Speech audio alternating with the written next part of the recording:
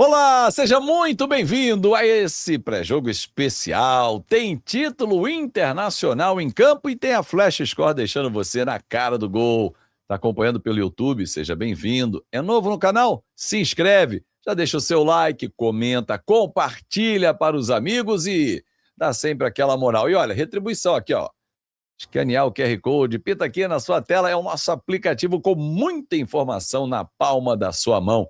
Está navegando pelo nosso site? Seja bem-vindo, tem muita notícia, muita informação. O mercado da bola ainda está aquecido em algumas partes do mundo. flashscore.com.br é a sua casa. Eduardo Gerac, rapaz, que jogo pesado esse, hein? A gente até poderia estar falando de uma decisão brasileira, mas o Atlético Mineiro não passou pelo Lanús. E o Lanús, em La Fortaleza, em Buenos Aires, é um time pesado, é um time que deixou brasileiros pelo caminho dentro da Sul-Americana. O Vasco ficou na segunda posição no grupo na Sul-Americana para o Lanús. O Fluminense foi eliminado. O Atlético Mineiro perdeu o título. E agora o Flamengo? Vinga todo mundo ou vai ser mais um brasileiro que ficará pelo caminho? É jogo de ida. Tudo bem, Edu?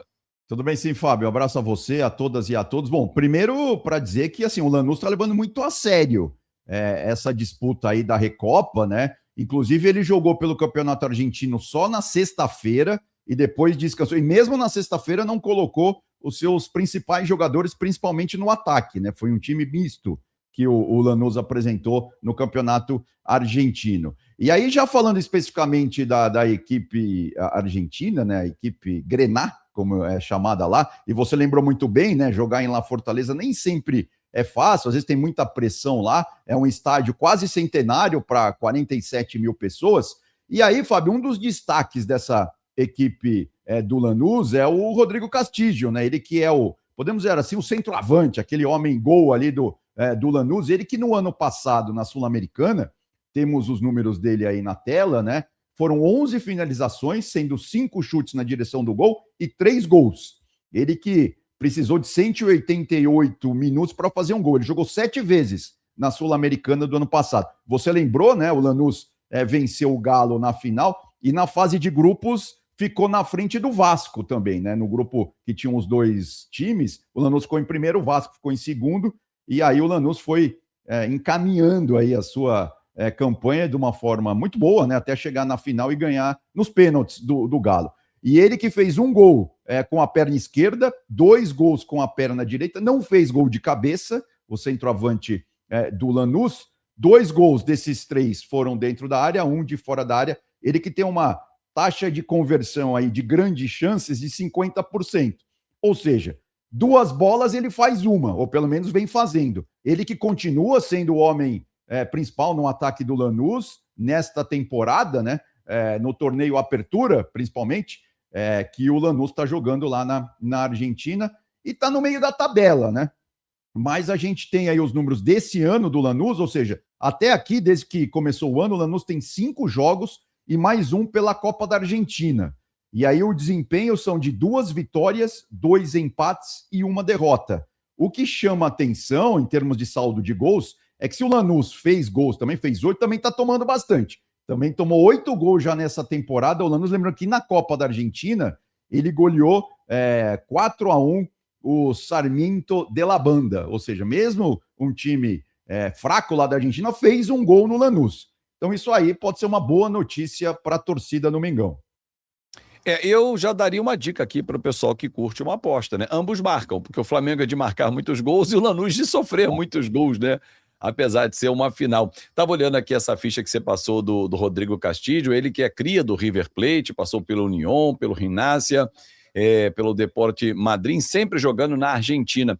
E ele chegou na metade do ano passado, ou seja, ele ainda não tem um ano de Lanús, né? Foi comprado por 2 milhões de euros junto ao Rinácia. Mas é um jogador alto de 1,87 m, centroavante rápido e tem feito sucesso. Ou seja, a dupla de zaga do Flamengo, que eu imagino que seja composta pela principal, os Léus, né, o Ortiz e o Pereira, porque eles ficaram no banco contra o Botafogo, até para preservá-los, né? Mas aí entrou um rapaz chamado Danilo, não sei, ele já fez sucesso por aí na Europa e tal, Copa do Mundo. O Flamengo tem essa característica, ao lado do Vitão, de ter um banco de muita qualidade, eles têm que ter muita atenção com esse cara, porque jogar lá não é fácil mesmo, Edu. A pressão é muito grande no estádio do Lanús, lá Fortaleza. A torcida é apaixonada, como normalmente são os torcedores argentinos. Você disse 45 mil lugares, né?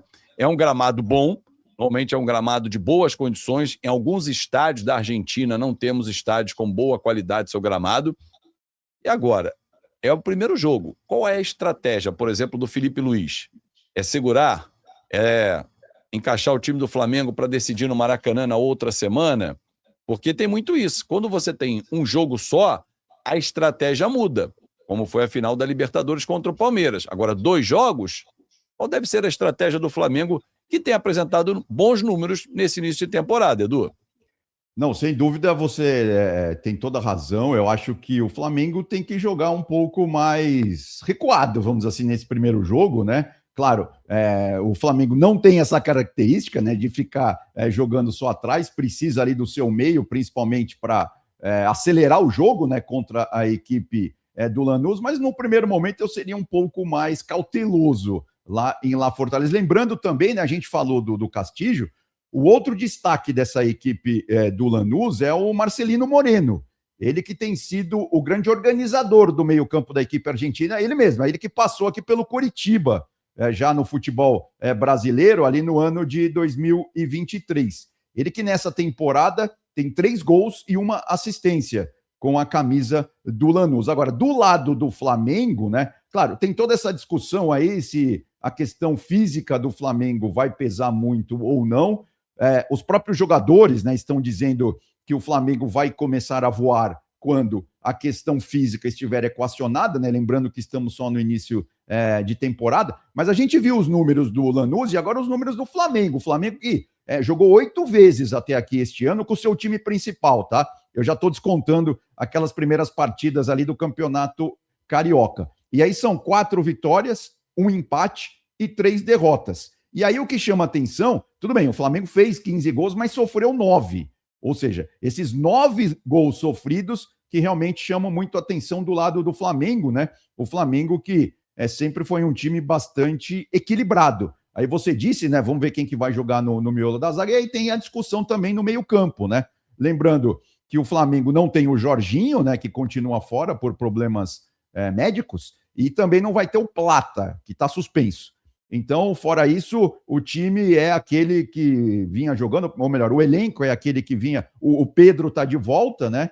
Então, o Felipe Luiz vai ter várias estratégias aí que ele pode montar nessa partida contra o Lanús. Aí uma discussão no meio-campo continua sendo o Paquetá, né? Onde que ele vai jogar nesse meio-campo? Ele que contra o Botafogo jogou mais como um segundo volante, fez o gol, e depois do jogo disse, né, que é onde ele fica mais confortável para atuar, ou seja, nessa posição aí de segundo volante.